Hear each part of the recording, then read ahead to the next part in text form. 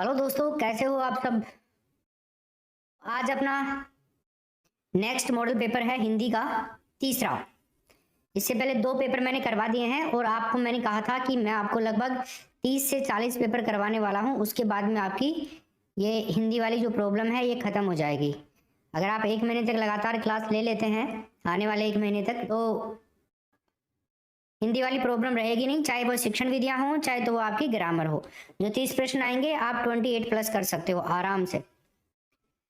बस शर्त यह है कि आप डेली क्लास लिया करो, ठीक है ना। चलो, तो बिना कोई टाइम खराब किए शुरू करते हैं अपन क्लास को। क्लास को देखो, लास्ट तक जरूर देखा करो। इस क्लास में टाइम खराब बिल्कुल नहीं करते हैं अपन, और पूरे प्रश्न करोगे तो आपके लिए बहुत अच्छा रहेगा। पहला प्रश्न देखिए, किन ध्वनियों को अनुस्वार कहा जाता है। अनुस्वार, तो आप देख पा रहे हैं जैसे कि 4 ऑप्शन यहाँ पे। अनुस्वार ध्वनियां, स्वर के बाद आने वाली नासिक की ध्वनियां। स्वतंत्र रूप से उच्चरित जो ध्वनियां होती हैं वो। स्वर के साथ आने वाली नासिक की ध्वनियां। बाद और साथ, व्यंजन के बाद में आने वाली जो ध्वनियां होती हैं, या तो फिर वो। देखो, वैसे तो अनुस्वार की बात करें तो जैसे मैं आपको बताऊं, गे, ये, अणे, ने और मैं, ये तो क्या होती हैं? ये तो दोस्त होती है नासिक की ध्वनियां। कौन सी होती है? नासिक के। इनका प्रयोग है ना अनुस्वार के रूप में ही किया, सॉरी, अनुस्वार के रूप में स्वरों के बिना नहीं होता है, ध्यान रखना। स्वर होंगे तभी हो पाएगा, अदरवाइज। देखो, जैसे ये रह है, अब आप इनका प्रयोग कर सकते हो क्या? है ना, नहीं कर सकते ना। जैसे अभी मैं है, इसके ऊपर कोई आप ऊपर अनुस्वार लगा सकते हो? नहीं लगा सकते, लेकिन अब लगा सकते हो। अब लगा सकते हो, समझ रहे हो बात को। जैसे मैं आपसे बात करूं, जैसे ये है संचार, एक शब्द है यहाँ पे संचार। संचार लिख दिया, तो अगर हम संचार का टुकड़ा करते हैं तो से, है ना, से के बाद में ए है, ए के बाद में अगर हम देखें तो ये वाला, ये जो अनुस्वार है ना यहाँ पे, ये जो सेकंड लाइन आती है चे छे जैसे ये वो वाला है, और चे, ठीक है, और फिर आ रहा है आ, और फिर आ रहा है रे, इस तरह से है। तो ये यहाँ पे लगा सकते हैं अपन, समझ रहे हो बात को अपना। Number 1 option. अगला प्रश्न देखिए, कौन सा शब्द तत्सम नहीं है? बताइए, कौन सा शब्द है वो जो तत्सम नहीं है? देखो, साथ साथ में आपकी एक और चीज कवर हो रही है जिसकी आपको बहुत ज्यादा जरूरत है। वो क्या? कि प्रीवियस ईयर प्रश्न आपके सामने अगर आ रहे हैं ना, तो इसका मतलब आपको एक चीज का पता लग रहा है कि यार अपना पेपर जो है किस बेस पे आने वाला है, पेपर में कैसे प्रश्न छपते हैं, कहाँ से आते हैं। तो ये चीज आपको दिखानी बहुत जरूरी है। तो लगाओ लाइक के बटन पे ठप्पा। तो क्या आंसर होगा भाई इसमें? कौन सा शब्द तत्सम नहीं है? देखो, प्रयुक्त, रे आ गया, देखो नीचे है ना। उपार्जन, द्राक्षा, मैंने आपको कल ट्रिक बताई थी, सारे काम कर रहे हैं यहाँ पे। हिसाब नहीं है ना, देसी हिसाब। तो क्या हो जाएगा? ये आंसर हो जाएगा इसके अंदर तीसरा ऑप्शन। हिसाब शब्द है ना, एक अरबी भाषा का शब्द है, ये अरबी का शब्द है, और ये बाकी तीनों तत्सम है। अगला प्रश्न देखिए, सत्याग्रह में कौन सी संधि है? बताइए। सत्याग्रह के अंदर हमें पूछ रहा है संधि, बता दो जल्दी से।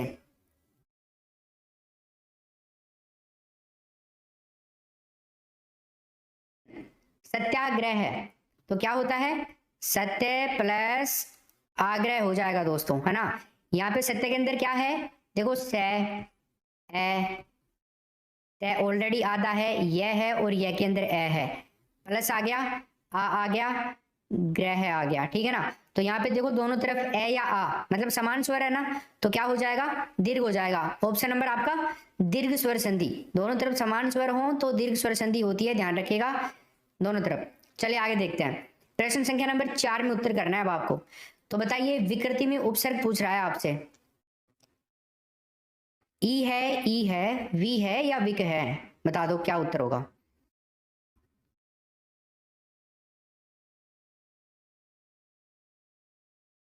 इसके अंदर चौथा ऑप्शन मैं लिख देता हूं यहाँ पे, एक सेकंड रुकिए। क्या है चौथा ऑप्शन? विक।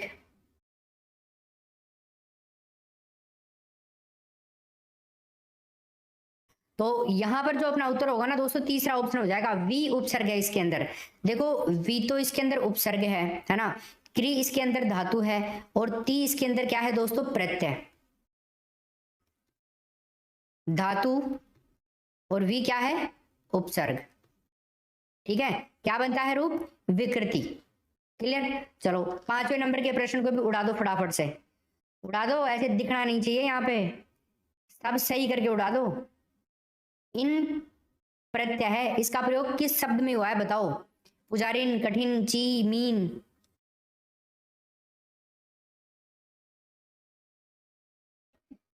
एक बार हम 3 नंबर के प्रश्न से वापस देख लेते हैं। यहाँ पे दूसरे नंबर के प्रश्न में हिसाब हो गया था, अरबी का शब्द था। सत्याग्रह में कौन सी संधि? दीर्घ स्वर संधि। सत्य प्लस आग्रह हो गया, और ये मैंने विच्छेद करके बताया आपको। यहाँ पे दोनों तरफ समान स्वर आ रहे हैं तो आ हो जाएगा, ठीक है। ए और आ हो गया, दीर्घ हो जाता है स्वर। फिर विकृति के अंदर उपसर्ग, तो वी उपसर्ग है इसके अंदर, ठीक है। वी क्री धातु और ती प्रत्यय। अब आपको 5वें नंबर के प्रश्न में उत्तर बताना है, इन प्रत्यय का प्रयोग किस शब्द में हुआ है बताइए? इन प्रत्यय का प्रयोग। तो दोस्तों इन प्रत्यय जो है ना, इसका जो प्रयोग हुआ है वो है पुजारिन के अंदर। पहला ऑप्शन पुजारिन। क्या होता है? विच्छेद करेंगे तो पुजारी प्लस इन होगा, पुजारी प्लस इन। देखो दीर्घ नहीं आएगा, क्योंकि यहाँ पे आप देख रहे हो ना छोटा ही है ना, तो इसके अंदर भी छोटा ही आएगा, इन के अंदर भी छोटा है। ये एक स्त्रीवाचक तद्धित प्रत्यय होता है, स्त्रीवाचक तद्धित प्रत्यय, ठीक है ना। ये तीनों क्या है ना, रूढ़ शब्द हैं दोस्तों, रूढ़ शब्द। चलो अगला प्रश्न देखते हैं अब हम। 6ठे नंबर का प्रश्न बताओ, संज्ञा का प्रकार नहीं है। तो बताइए कौन सा यहाँ पर संज्ञा का प्रकार नहीं है? व्यक्तिवाचक, जातिवाचक, देशवाचक या भाववाचक? सम प्लस ज्ञा, संज्ञा। मैं का क्या हो जाता है? अनुस्वार। क्या बनता है? संज्ञा बनता है, राइट। तो यहाँ पे सम का मतलब क्या होता है? सम का मतलब होता है संपूर्ण, संपूर्ण या फिर सम्यक कह सकते हो आप इसको। ज्ञा का मतलब होता है यहाँ पे ज्ञान से मतलब है ना, तो संपूर्ण ज्ञान। परिभाषा क्या बनती है संज्ञा शब्द की? वे शब्द जो किसी भी व्यक्ति, वस्तु, स्थान, जाति, गुण, दशा, अवस्था या फिर देखें भाव विशेष के अंदर विशिष्ट नाम की पहचान करते हो तो वो कहलाते हैं संज्ञा, ठीक है ना। तो अब यहाँ पे आंसर क्या होगा? संज्ञा शब्द जो है ना ये देशवाचक शब्द है, संज्ञा का प्रकार नहीं है तो देशवाचक हो जाएगा। बाकी व्यक्तिवाचक, जातिवाचक और भाववाचक तीनों की तीनों संज्ञा के प्रकार हैं। जैसे रमेश, ये नाम, इस नाम में संज्ञा है। गाय है कि नहीं ये बताओ? गाय में भी संज्ञा है। अगर आपसे पूछे बुढ़ापा, बुढ़ापा के अंदर भी संज्ञा है ना। अगला प्रश्न देखिए, 7वें नंबर का प्रश्न, क्योंकि वे सहज हो सके, इसमें सर्वनाम बताओ। आंसर होगा हमारा 7वें नंबर के प्रश्न में वे सहज हो सके। यहाँ पे सर्वनाम क्या है? वे। कौन सा है? अन्य पुरुषवाचक। अगला देखिए, पुस्तक में कौन सा विशेषण बनेगा? पुस्तक में विशेषण पूछ रहा है आपसे, तो पुस्तक से कौन सा विशेषण बनेगा? जल्दी बता दीजिए। प्रश्न संख्या नंबर 8 में। बहुत ही बढ़िया। तो दोस्तों इस प्रश्न में क्या उत्तर होगा अपना? ऑप्शन नंबर बी हो जाएगा, पुस्तकीय बन जाएगा दोस्तों, है ना। ये प्रत्यय लग जाएगा इसके अंदर, पुस्तक के अंदर, तो बन जाएगा आपका पुस्तकीय। पुस्तक प्लस ई है। जैसे और हम एग्जाम्पल इसके बनाए तो जैसे भारत है ना, तो भारत प्लस ई करते हैं तो क्या बनता है दोस्तों? भारतीय, राइट। ऐसे ही अगर मैं आपसे कह दूं राष्ट्र, है ना, प्लस ई है, राष्ट्र प्लस ई है, क्या बनता है दोस्तों? राष्ट्रीय, राष्ट्रीय बनता है। ऐसे देखो, संयुक्त क्रिया का उदाहरण कौन सा वाक्य है बताओ? रस्सी जल गई, सीता पढ़ रही है, या फिर तुम प्रतिदिन पढ़ने आया करो, या बच्चा सोता है। संयुक्त क्रिया की बात कर रहा है, एक क्रिया नहीं, एक के साथ और भी कोई क्रिया होनी चाहिए, है ना। तो देखो संयुक्त क्रिया का जो उदाहरण है अपने पास में, यहाँ पे आंसर जो होगा वो होगा तीसरा ऑप्शन, तुम प्रतिदिन पढ़ने आया करो। संयुक्त क्रिया यदि वाक्य में 2 या 2 से ज्यादा मुख्य क्रियाएं होती है ना, तब उसको कहते हैं हम संयुक्त क्रिया। अब यहाँ पे जो पढ़ना है ना, पढ़ना और आना, वह करना, ये 3 मुख्य क्रियाएं यहाँ पे, पढ़ना, आना और करना, ठीक है, तीनों।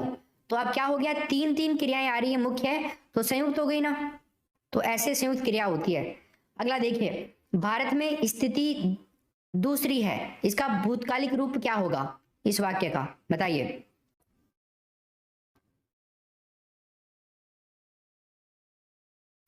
भारत में स्थिति दूसरी है, तो दोस्तों यहाँ पे भूतकालिक रूप हम देखें तो भारत में स्थिति जो थी वो दूसरी थी, मतलब इसको पास्ट में बनाएंगे हम तो भारत में स्थिति दूसरी थी। अभी तो भाव व्यक्त हो रहा है ना आपको भूतकाल का, तो इसमें बी ऑप्शन हो जाएगा। सिंपल है ये, तो सभी का आंसर सही होना चाहिए था। आगे देखो, क्रिया विशेषण के बारे में बताओ 11 नंबर के प्रश्न में। क्रिया विशेषण है तेजी से होने वाली वृद्धि, फेफड़ों की बीमारियां, शहरों की ओर पलायन, या निरंतर काटा जा रहा है। देखो, क्रिया विशेषण निरंतर काटा जा रहा है। निरंतर जो शब्द है ना, क्रिया की काल संबंधी विशेषता बता रहा है ये, तो ये क्रिया विशेषण हो गया। ठीक, नेक्स्ट 12 नंबर का प्रश्न देखिए, इनमें कौन सा शब्द पुल्लिंग के रूप में प्रयुक्त होता है, बताओ। अच्छी, अभिमान, शिक्षा या वह।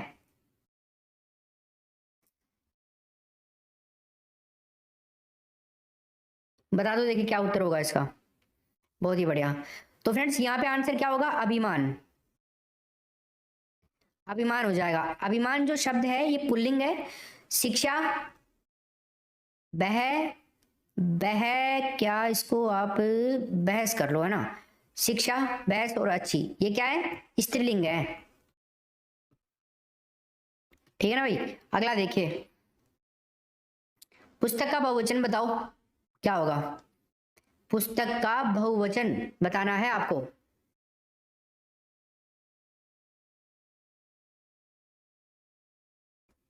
Yes, very good. तो दोस्तों पुस्तक का जो बहुवचन होता है ना, पुस्तकें, पुस्तकालय, पत्रिकाएं, ग्रंथ, आंसर होगा पुस्तकें। बहुवचन करेंगे तो पुस्तकें हो जाएगा। एक अगर आपको यहाँ पे पुस्तकें की जगह अगर आपको एक शब्द मिल सकता था पुस्तकों, तो वो भी सही होता, ये भी बहुवचन में ही आता है। दोनों ही वाक्य प्रयोग के ऊपर निर्भर करते हैं यहाँ पे। जैसे अगर मैं आपसे बात करूं, एक वाक्य बनाऊं, आजकल पुस्तकों की कीमतें बढ़ती जा रही हैं, सही बात है ना, तो वहां पे फिर पुस्तकों आ जाएगा, तो वो बहुवचन के अंदर आएगा। आजकल पुस्तकें अच्छी हैं, तो यहाँ पे फिर पुस्तकें आएगा।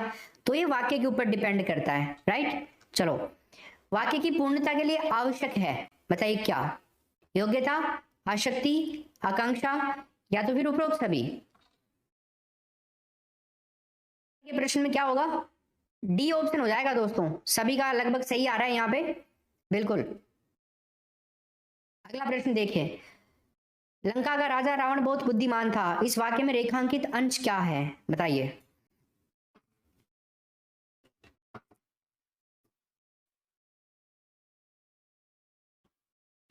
क्या है, प्रश्न आता है एक आपके एग्जाम में। ये संज्ञा पदबंध है दोस्तों, बी ऑप्शन। पदबंध टॉपिक थोड़ा हार्ड है, इसको मैं आपको वैसे ही एक दिन पढ़ाऊंगा। आगमन विधि के रूपों की संख्या बताइए। तो इसमें दोस्तों हमारा आंसर हो जाएगा ऑप्शन नंबर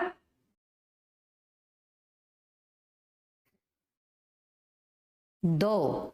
ऑप्शन नंबर 3 हो जाएगा इसका राइट आंसर, प्रायोगिक और सांख्यिकी। अगला प्रश्न देखिए 17 नंबर का, वाक्य विश्लेषण के शिक्षण हेतु उपयुक्त विधि पूछ रहा है। आगमन, गीत अभिनय विधि, निगमन विधि, उपरोक्त सभी। देखो, निगमन, नी से निगमन और नी से नियम, है ना। निगमन विधि जो है ना, नियम से उदाहरण की ओर चलती है। अब देखो नियम क्या होते हैं, कठिन होते हैं ना, तो कठिन से सरल की ओर चलती है। कौन सी विधि, निगमन विधि। सिंपल उल्टा कर दो, आगमन विधि उदाहरण से नियम की ओर चलती है, उदाहरण से नियम की ओर, पहले उदाहरण फिर नियम, और फिर ये मतलब उदाहरण सरल होते हैं तो सरल से कठिन की ओर, आसानी से याद हो जाता है ऐसे। तो इसमें क्या आंसर होगा, पहला ऑप्शन, आगमन विधि। इस विधि में क्या है ना, बालक सक्रिय रहते हैं और चिंतन करने से बालकों का मानसिक विकास होता है। और इसके अलावा ये जो विधि है इसको प्रयोग प्रणाली भी कहा जाता है, प्रयोग प्रणाली। तो पूछ सकता है आपसे कि बताइए निम्न में से किस विधि को प्रयोग प्रणाली भी कहा जाता है। तो आप बता देना आगमन विधि ही है वो जो प्रयोग प्रणाली के नाम से भी जानी जाती है। नेक्स्ट प्रश्न, नर्सरी तथा प्राथमिक स्तर पर कविता शिक्षण की सर्वश्रेष्ठ प्रणाली बताइए, कौन सी है? देखो दोस्तों, आपकी एग्जाम में 150 प्रश्न आते हैं, है ना, जिसमें 15 प्रश्न हिंदी, 15 प्रश्न संस्कृत, 2 लैंग्वेज और 15 प्रश्न बाल मनोविज्ञान। इसके अलावा 10 प्रश्न आपके सब्जेक्ट के अंदर।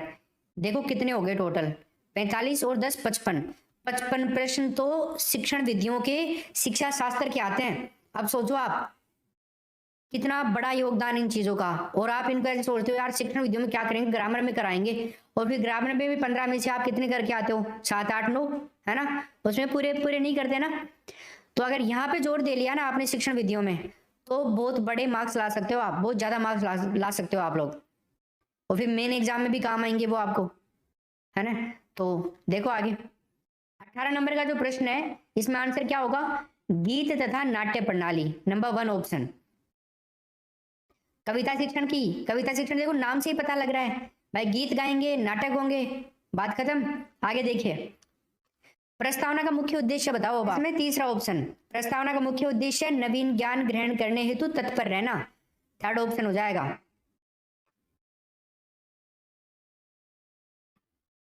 पढ़ाने जाते थे बच्चों को, बीएड और बीएसटी जब करी थी, इंटर्नशिप हुई थी आपकी, उस टाइम में प्रस्तावना प्रश्न करने पड़ते थे ना, और जो लास्ट होता था उसमें क्या बोलते थे भाई, इसके आधार पर अब हम शुरू करेंगे क्लास, है ना। चलो, रंगमंच अभिनय विधि के बारे में बताइए, तो क्या आंसर होगा, नाटक की। रंगमंच अभिनय विधि है ना, नाटक की है भैया, वैसे ही रंगमंच नाटक से ही तो होते हैं। आगे देखो, भाषा है अर्जित संपत्ति, उत्तराधिकार में प्राप्त संपत्ति, या सहजता योग्यता, या तो फिर ईश्वर प्रदत्त संपत्ति। भाषा क्या है? बड़ा कंफ्यूजन वाला प्रश्न है क्या? नहीं होना चाहिए, सबको आना चाहिए ये प्रश्न। तो भैया यहाँ पे आंसर क्या होगा, भाषा एक अर्जित संपत्ति होती है। ये प्रश्न बार बार रिपीट होता है, यहीं पे याद होना चाहिए आज आपको। भाषा के कई तत्व बताए हैं मनोवैज्ञानिकों ने, जैसे अगर हम बात करें, भाषा अर्जित संपत्ति तो होती है, इसके अलावा भाषा को प्रतीकात्मक भी बताया गया है। अगर यहाँ पे आपको अर्जित संपत्ति ना होता और ये होता ना, तो भी आप करना पड़ता, आपको याद करना, भाषा प्रतीकात्मक भी होती है। भाषा को सभ्यता की चितेरी भी कहा जाता है, सभ्यता की चितेरी, ध्यान रखना। भाषा अनुकरणशील भी होती है दोस्तों, ठीक है, और भाषा परिवर्तनशील भी होती है। ये सारी चीज याद रखना भाषा को लेकर के। और भाषा एक व्यावहारिक कुशलता भी है।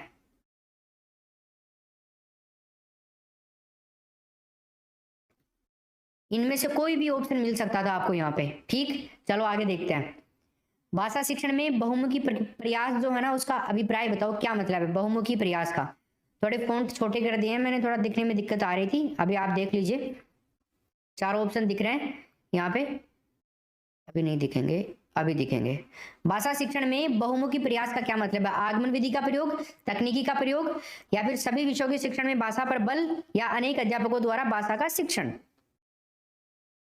तो दोस्तों यहाँ पे आंसर होगा अपना, बहुमुखी प्रयास का मतलब है सभी विषयों के शिक्षण में भाषा पर बल, 3रा ऑप्शन।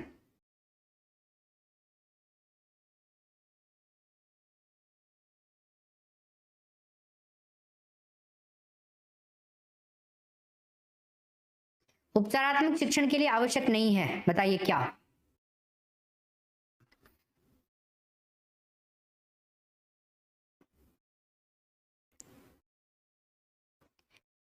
पिछले 2-3 जो पेपर हुए हैं ना, उनके अंदर जो भी प्रश्न आए हुए हैं तुम्हारे, सारे करवा रहा हूं इसके अंदर।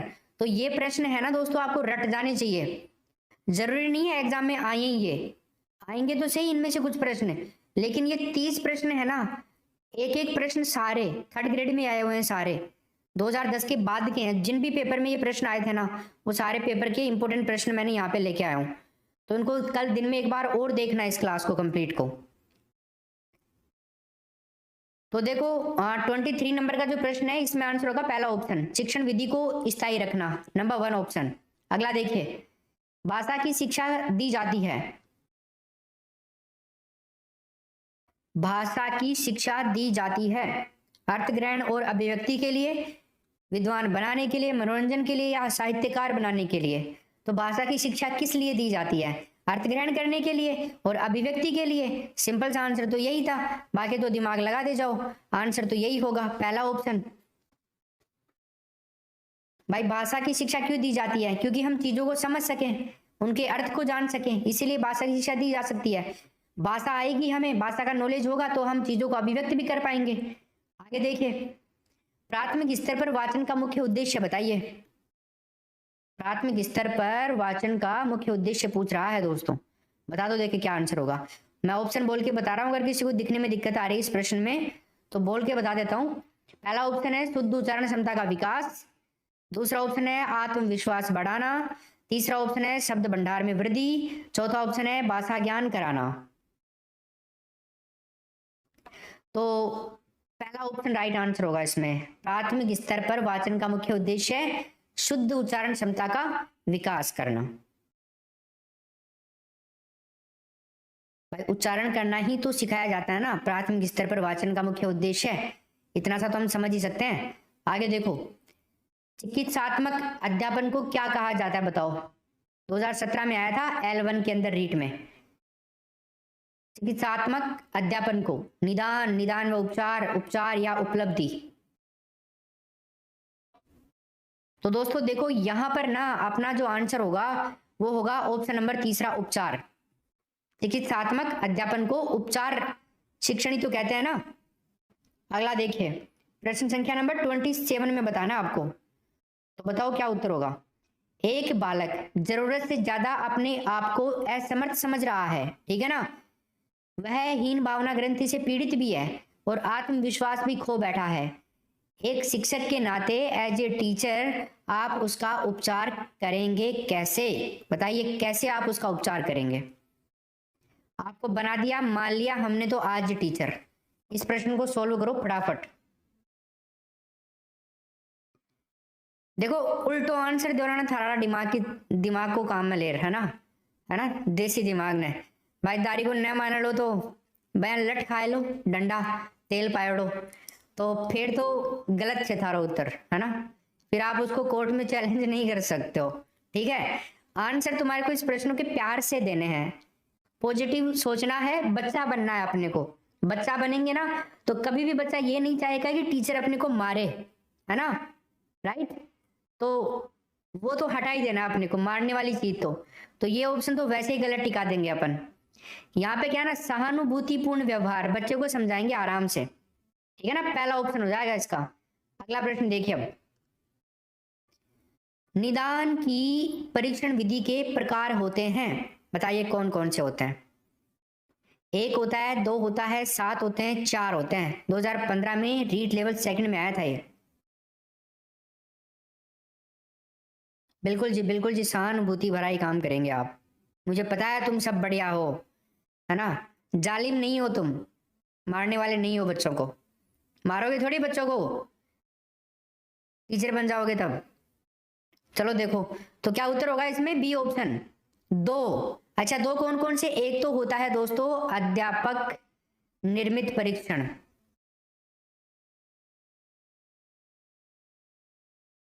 और एक होता है मानकीकृत परीक्षण, ठीक है भाई, ये 2 होते हैं। अगला प्रश्न देखिए, सीसीई में व्यापकता का आशय निम्नलिखित में से नहीं है, बताइए क्या आंसर हो जाएगा इसमें? सीसीई में व्यापकता का आशय नहीं है,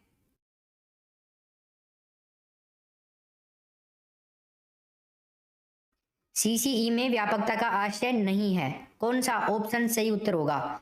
उपकरणों की व्यापकता, विषयों की व्यापकता, दायरे की व्यापकता और प्रश्नों की व्यापकता। ये जो प्रश्न है ना बहुत सारे लोगों का गलत हुआ है और एग्जाम में भी हुआ था, है ना, तो लाइन लगी थी इसको गलत करने वालों की।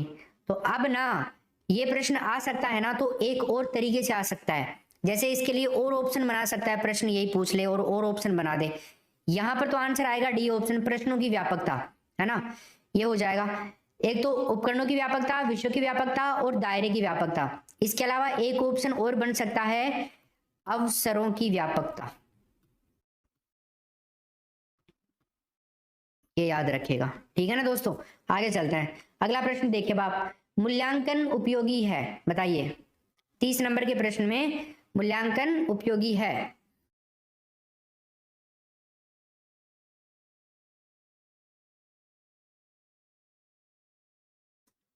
विद्यार्थी की प्रगति जानने में, विद्यार्थी की कक्षा उपस्थिति जानने में, या फिर विद्यार्थियों की आचरण जानने में, या फिर इनमें से कोई नहीं। तो फ्रेंड्स यहाँ पर अपना आंसर क्या होगा, पहला ऑप्शन, विद्यार्थी की प्रगति जानने में मूल्यांकन उपयोगी है। ठीक है ना भाई, यस। उम्मीद है आपको पेपर बढ़िया लगा होगा, मजा आया होगा। 30 प्रश्नों में से कितने प्रश्न आपने सही किए। रोजाना रात को 10 बजे क्लास शुरू होती है, तो आप अभी की अभी टेलीग्राम का लिंक दिया हुआ है ऊपर कमेंट बॉक्स में, ज्वाइन करो टेलीग्राम को। यहाँ पे क्लास का लिंक डाल दिया जाता है शुरू होने से पहले, और दिन भर में 5-6 क्लासेज होती हैं, उन सभी का लिंक यहीं पे मिलेगा आपको। तैयारी में लग जाओ दोस्तों, अभी बहुत अच्छा समय है आपके पास में। पहला एग्जाम पास कर लोगे ना, उसके बाद में दूसरा एग्जाम दे पाओगे। तो पहले एग्जाम को आप हल्के में ना लेवें बिल्कुल भी, क्योंकि पहले एग्जाम को ही अगर आपने पास नहीं किया तो फिर दूसरे में कैसे बैठोगे, दूसरे में नहीं बैठोगे तो कैसे आप अपने घर वालों को सरकारी नौकरी का ठप्पा ला करके दोगे, है भाई। नहीं ला दे पाओगे ना आप लोग। यही जरूरत है कि पहली एग्जाम को क्रैक करना हमारा मुख्य उद्देश्य होना चाहिए इस टाइम में। और अब है ना, आपका जो मुख्य एग्जाम है उसके जो कॉपी किताब आप पढ़ रहे हो, जो बुक आप पढ़ रहे हो, जो चीजें पढ़ रहे हो, उनको साइड में रख दो। 2-3 घंटे दे दो, कोई दिक्कत नहीं है, लेकिन ज्यादा टाइम अभी आपको रीड को देना है, क्योंकि ये हमारा मुख्य उद्देश्य है अभी के लिए, पास करना। भाई मंजिल को पाने के लिए पहली सीढ़ी आपको यही चढ़नी है, और डायरेक्ट दूसरी सीढ़ी में जाने की कोशिश करोगे तो गिर जाओगे, ठीक, पछाड़ खा जाओगे, बीच में पड़ जाओला थे और फिर दिक्कत वाली। तो ऐसा नहीं करना है बिल्कुल भी। हाँ, एक क्लास रात को 9 बजे होती है राजस्थान जीके की, और एक क्लास 10 बजे होती है हिंदी की। इसके अलावा दिन भर में क्लासेज होती ही रहती हैं अपनी। टेलीग्राम पे लिंक मिल जाएंगे आपको, टेलीग्राम ज्वाइन कर लो आप मान एजुकेशन का। तो see you tomorrow, good night, take care, bye bye, God bless you, Jai Hind.